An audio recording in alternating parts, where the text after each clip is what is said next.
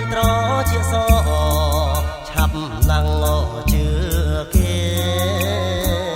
មិនគិតខ្លួនទេ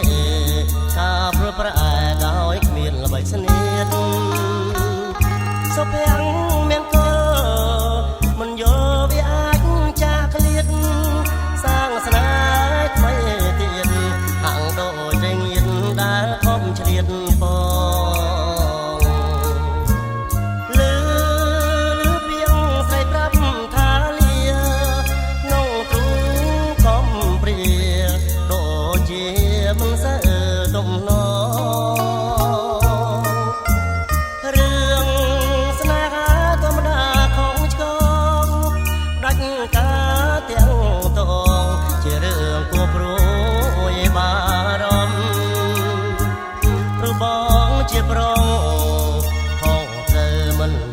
បញ្ហា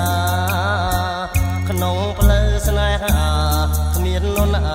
បាញ់ជាបងខំតែអូនជាស្រីគួរអីអូនយល់ច្រឡំរឿងដែលមិនសមអូនយកពូតផ្ដុំគុំជាបញ្ហា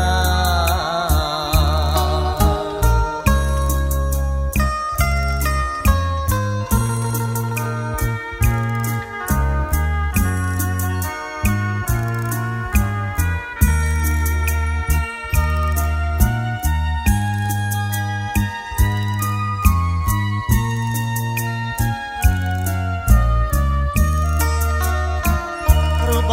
ងជាប្រងផងទៅមិនជាបញ្ហាក្នុងផ្លូវស្នេហាគ្មាននរណាបាញ់ជាបងខំតែអូនជាស្រីគួរអីអូនយល់ច្រឡំរឿងដែលមិនសមអូនយកពូតផ្ដុំគុំជាបញ្ហា